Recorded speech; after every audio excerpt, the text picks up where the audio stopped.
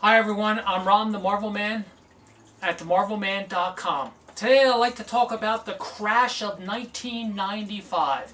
This is near and dear to my heart, and it evokes a lot of displeasure in my soul. Today, I'd like to introduce to you Overtone.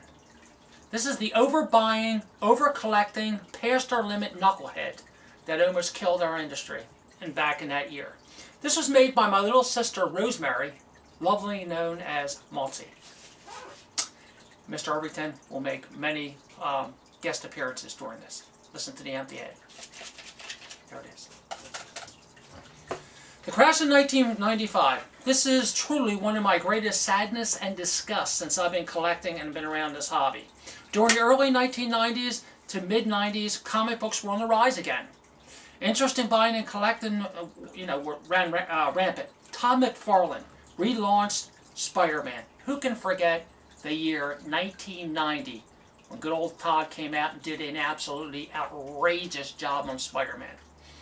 And put the industry on its dormant ass, waking up anyone and everyone who ever collected or wanted to know who Spider-Man was or Todd McFarlane was.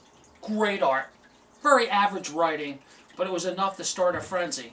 Anything Todd McFarlane Spider-Man back then, folks. Anywhere from issue number 298 to 238. Big stuff. Huge stuff. A lot of important characters came out of that, too. Venom came out in issue number 300. Another golden nugget by the Marvel Man. It all started in that run, and it was very, very successful. Man, what a run. Then the death of Superman, on and on. It got crazier and crazier. The introduction of the clones, the wedding of Spider-Man. All this excitement, all this entertainment brought on a new element into our hobby. One not seen before. Huge influxes of speculators and non-comic investors or collectors. They were diving in with fat heads and fat wallets, all wanting a piece of our once proud industry and hobby. Very fine was now the lowest standard of acceptability, and reading and enjoying these comics and their purchases were unnecessary, and were seldom discussed because no one cared. Only how much does it cost, and how many can I get a hold of? Meaning how many copies. And of course, how quickly can they get them? The turnaround of these raw books, remember there was no CGC, no CGX, PGX, okay? There was only the dealers that were selling them, and it was a very subjective opinion. And prices went through the roof in 1995. Every title. It was hard to know, how to put a price on anything.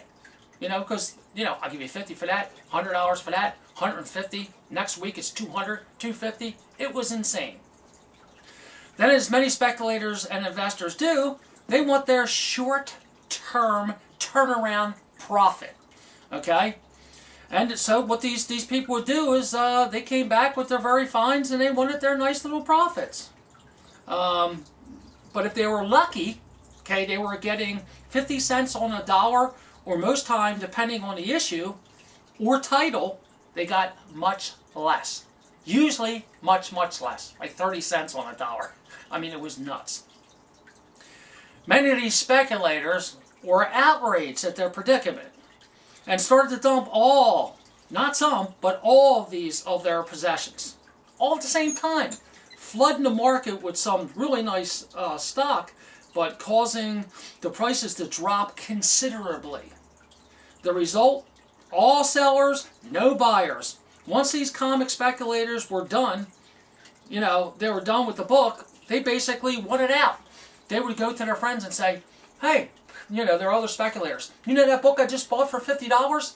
I only got $20 for it. Instead of my $50 to $100 profit, start dumping that stuff, man. Well, what issues? The issue you pay, you just bought that junk. That junk you bought. I don't know what issue it was. Unload it. It's a bad investment.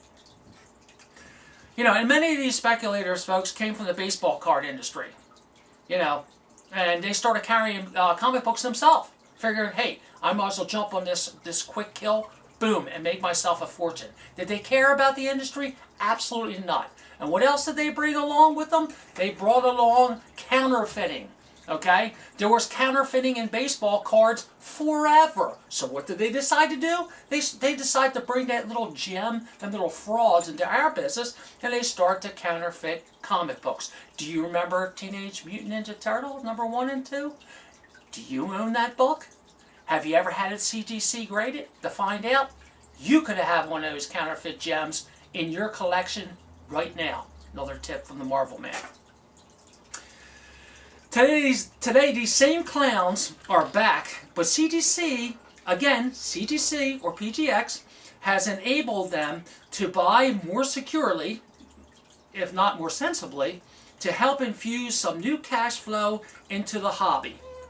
There are pros and cons to this issue, folks, and it's a two-edged sword. Number one, we do need that kind of interest and that kind of business and money in our business.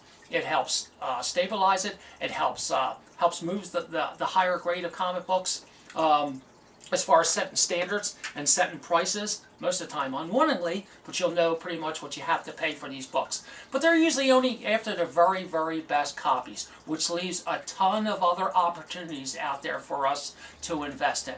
So go out there. You know, if you have a CGC graded comic book, or you want to get started in the business, you know, have some fun, enjoy yourself, and that's a couple more tips from the Marvel Man. Have a great day. Thanks a lot.